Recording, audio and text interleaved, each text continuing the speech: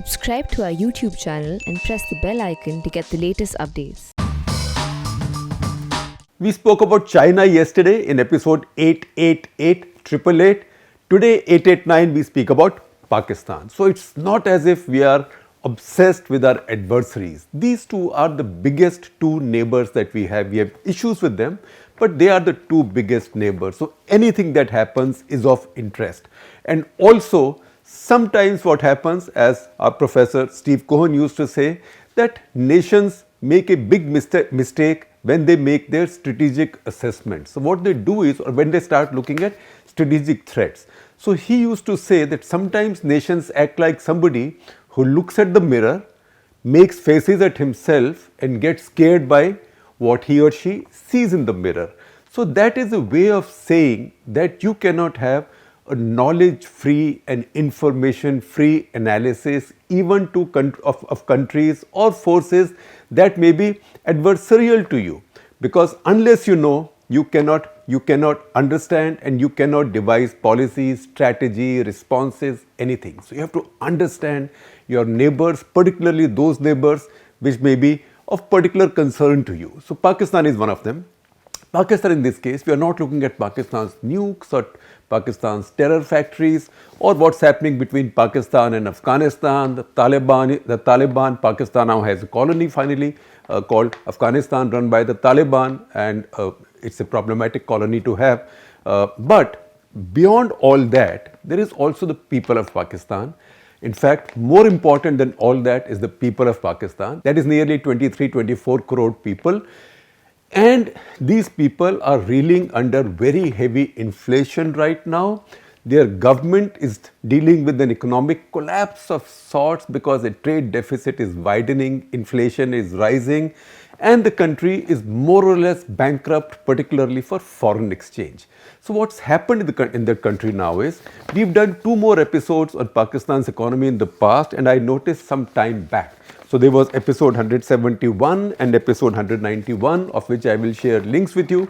You can see them. And now what we also started doing is, sometimes when things we spoke about in the past become very relevant now, we republish those older episodes by abridging them and editing them, because our viewership, our audience has also grown a great deal over time, and I find that you appreciate watching those also. So we might even do that later in the week. But today, let me talk about what's the latest on Pakistan. The latest on Pakistan is that Pakistan was so broke for foreign exchange. And you know, we in India should know what it means to be broke with foreign exchange.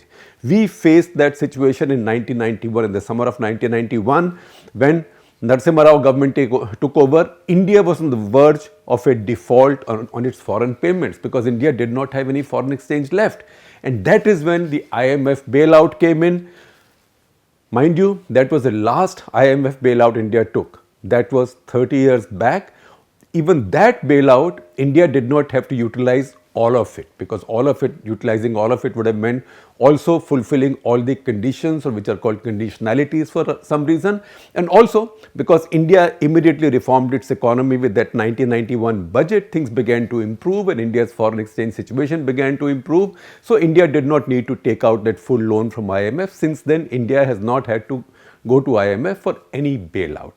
Pakistan, on the other hand, since the 80s, is now into its 13th IMF bailout, and this bailout also had been stopped about 6 months back, because the IMF said you are not fulfilling the conditions, or what we call in our region conditionalities. For some reason, again, I just can't help chuckling over this. Pakistan, those are very onerous conditionalities. You have to up your taxes, you have to up the prices of goods and services that the state provides, or where the state controls prices. Fuel, for example. Pakistan fuel has become expensive now. It's becoming expensive by the month, because IMF now says you have to raise your taxes on fuel, on petrol, by 4 rupees a month, until your overall increase goes to 30 rupees. Now even then, at 146 to 150 rupees a litre, Pakistan petrol is about less than half the price it is in India, because Pakistan rupee is now about 176 to $1. So a Pakistani rupee 2 Pakistani rupees do not make 1 Indian rupee at this point. So what this does is, this explains to you the larger problem. The larger problem is that inflation is now going up, governments having to up the revenues, governments upping the revenues on what is imported. What is imported leads to an outgo of foreign exchange, that leads to a shortage of foreign exchange, which means more borrowing at expensive rates, and I will tell you about that, and then it becomes a vicious cycle. So Pakistan is caught in that vicious cycle, and that's how the more they borrow and the more they spend to import, the more their rupee weakens. So the rupee has weakened, Pakistani rupee has weakened by 15%, by more than 15% in the last 6 months. So two things have now happened. One, Pakistan is involved in feverish discussions with IMF saying, look, we will do what you want us to do. For example, they've started with this fuel tax. They've also made electricity more expensive. Just as fuel in Pakistan may be less than half the price that we pay in India, electricity in Pakistan is more than twice the price we pay in India. So they are upping those prices, they are also increasing their taxes, and there are some difficult conditions that IMF has put. For example, they say that under your law, Pakistan, your Reserve Bank equivalent governor, that is central bank governor in Pakistan, he reports to the Prime Minister of Pakistan. We don't want that. We want you to make it autonomous. So we want your central bank to have the autonomy on setting rates, etc., etc. Because IMF does not want a repetition of what's happening in Turkey, Pakistan's new big brother, right? Because in Turkey, as inflation goes up, Erdogan tells his central bankers to actually cut interest rates, and as that happens, inflation goes up further, and he carries on because he's a dictator and the central bank governor doesn't do it, he fires them. I think he's fired 3 already in the last couple of years. So IMF does not want any of that happening in Pakistan. So they are putting the pressure on Pakistan. So IMF and Pakistan are close to settling on the release of the first tranche of $1 billion, right? Out of the $6 billion bailout that was given out, that was promised earlier. So that 1 billion will come, but it will be a small relief. Pakistan right now had no money to pay for anything, including oil. So what did they do? They went to the Saudis instead, right? And they told the Saudis, you have the money and you have the oil. We don't even have the money to buy oil anymore, so please help us. So what have the Saudis done? They've helped them, they've given them money. But like all big brothers are different from elder brothers, mind you.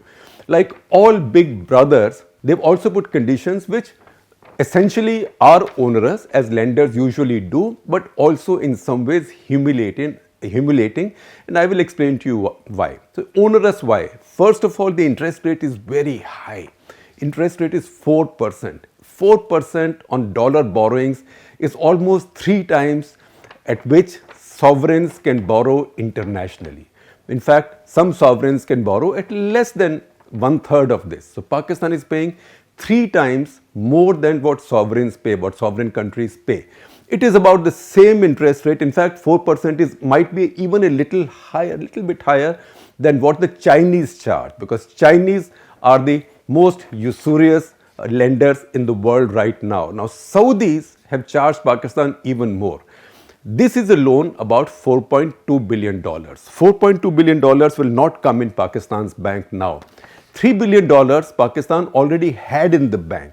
They had borrowed in 2018.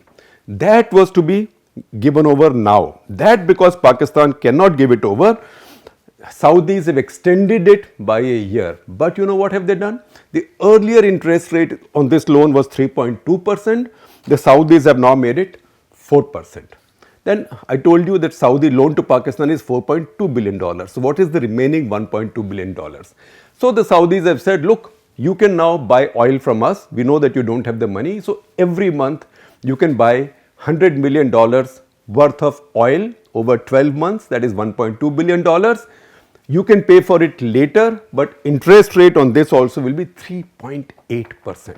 Once again, first of all, you take exchange risk because your rupee is weakening, and then you pay such high interest rates, and those interest rates have to be paid simultaneously. Now, not just that, this gets problematic, and I will also tell you in a minute why it gets humiliating. First of all, interest. At this rate, Pakistan has to pay $120 billion every year just in interest to Saudi Arabia. Now, you may think, oh, $120 million doesn't sound so much. But I will also give you a sense of the size of Pakistan's economy. And that will tell you then that in that context, this is a lot of money. This is $24 million in the year more than what Pakistan was paying since 2018 on the same loan. It is not a fresh loan. It's the same loan which has been extended, right? It's a kind of evergreening of the loan. Now, where the conditions of the loan get really brutal is what happens in case of a default. And what is it that the Saudis would call a default? So, Saudis have said that there are three conditions which we will see as defaults. If three things happen, if one of the three things happen, we will say there is a default. What are these three? Number one, if you fail to fulfill any international obligation of debt repayment over $100 billion at any point of time, right? There will be a default, right? And then I will tell you what will happen if there is a default. That's where the humiliation comes in. Number two, if you are in violation of any clause in this loan agreement at any point of time, Saudi government can declare it to be a default. Number three, if you cease to be a member of IMF any day, it is an immediate default. What happens in case of the default is where it gets nastier. If there is a default, Saudi Arabia can confiscate this money or demand this money to be paid back within 72 hours. 72 hours, right? I mean, you haven't even seen a housing loan being given away like that. You haven't even seen one of those credit card companies coming at you like that. You haven't even seen a gold loan, anything, or the most usurious of loans paid on those conditions that I can declare a default on my own and I can force you to pay. And you have no real recourse to anything because you know what? What happens in these cases? You can go to International Court of Justice, you can go to your own courts, but no. Pakistan in this case has forfeited its sovereign immunity rights. So Pakistan has no sovereign immunity left anymore, no immunity against a legal suit, an attachment or any legal powers. And if there is a dispute on these loans, this will be subject to settlement under the Saudi law, not the Pakistani law. So there is a lot of Pakistani sovereignty surrendered in this case, that is provided much was left after what's already been surrendered to the Chinese in turn. But the Pakistanis are actually happy with this because they are relieved and they are saying that look, we are right now, we know it's tough, but this will help us ride this situation out and we are now finalizing a similar agreement with another friendly government. I suspect it would be UAE with another friendly government for a similar debt arrangement. Certainly, Turkey is not going to be giving them debt of this kind. And certainly the Chinese may give them a little more money. They have a $62 billion CPEC going on, so they might release another billion or so. But the fact is that Chinese are very careful about where that money is spent. In fact, even the Saudis in this case have made sure that this money will be kept in a designated account. So they keep an eye on how it's being utilized and also on the repayment possibilities. So if anything, Saudis now have the power of holding Pakistan to reasonable good conduct on many issues. Now, as I told you, you might say $120 million, so many Indian companies, so many others pay $120 million in interest, right? What's the big deal? So look at the size of Pakistan's economy. Pakistan's economy right now is about $263 billion. It's about a little less than a tenth of India's economy now. Didn't used to be the case like that. That gap has increased greatly in spite of the fact that India had a very bad last year. India had an awful 2021. Despite that, Pakistan's economy is about 1/10 of India's. Pakistan's population is not 1/10 of India's. Pakistan's population is about a little more than 1/5 of India. So $263 billion is Pakistan's total GDP. Compare that with Bangladesh's. Bangladesh, smaller population than Pakistan, is now 324 billion. Look at your state of Tamil Nadu in India. Tamil Nadu, with a population which is less than 1/3 of Pakistan, or about 1/3 of Pakistan, has GDP of $297 billion. That is $34 billion more than Pakistan's, with 1/3 the population. Maharashtra, 370 billion. That is $107 billion more than Pakistan's, at about half of Pakistan's population. Gujarat, 230 billion, with about 1/4 of Pakistan's population. But at the same time, there are sobering regions in India also. Look at Uttar Pradesh, exactly the same population as Pakistan, almost to the last decimal point. Although we rely on estimated figures in each case because we haven't had a very recent census in Uttar Pradesh, but Uttar Pradesh is 240 billion. So with the same number of people as Pakistan, UP actually lags Pakistan. So India has a state in the population size of Pakistan which is poorer than even Pakistan, whereas India also has a state 1/3 the size of Pakistan, that is Tamil Nadu, which is much richer than Pakistan. And then you also have Madhya Pradesh, again a state with about half the population of Pakistan and about half the GDP of Pakistan. So in fact, if you look at the state of Pakistan's economy today, think of Madhya Pradesh. Madhya Pradesh is almost exactly like Pakistan's economy, both in per capita terms and also total terms also. Now, this is becoming problematic for Imran Khan because one of his big campaign pitches when he defeated Nawaz Sharif, although he needed the help of first umpire, second umpire, third umpire and the rest and the board of political control in Pakistan, which is the general headquarters, he needed the help of all of them to defeat Nawaz Sharif. But his campaign pitch was that, look, Pakistani self-respect, I am a self-respecting Pakistani, I am not somebody who will allow the loot of Pakistan's money. I will never go to a foreign country with a begging bowl. I'd rather die, he said, than take the begging bowl to foreigners. But that's precisely what he's doing. He's done some things right. For example, last year, the pandemic year, whatever he did not have a full lockdown like India and like many other countries. He had these graded lockdowns, limited lockdowns, or wherever numbers went up, he locked down local areas. So local lockdowns, but he did not have an overall national lockdown.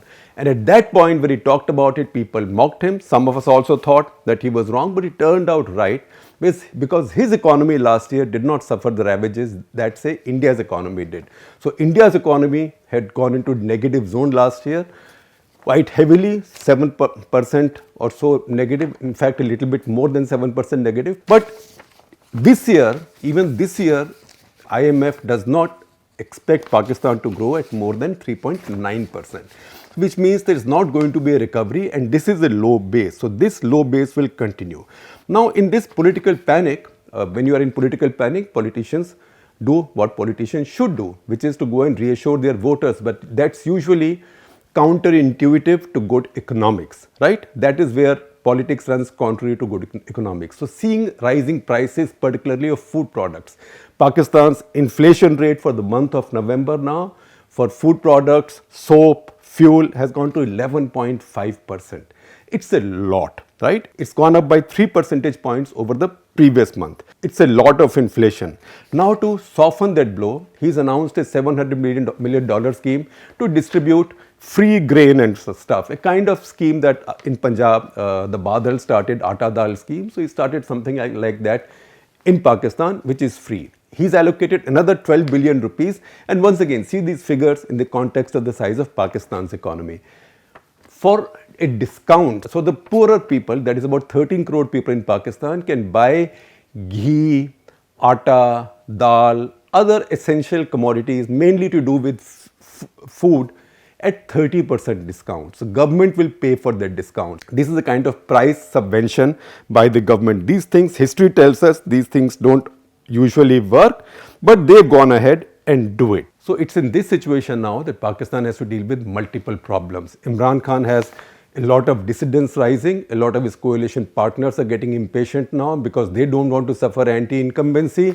Nawaz Sharif living overseas is becoming active. You can see that there is tension between him and the GHQ, but most importantly, the most important challenge for him is that people are getting restless, and in the middle, while he has signed these humiliating loan conditions, all these loans have to be paid back, because if you don't pay back, in this case, there will be consequences, or there can be consequences.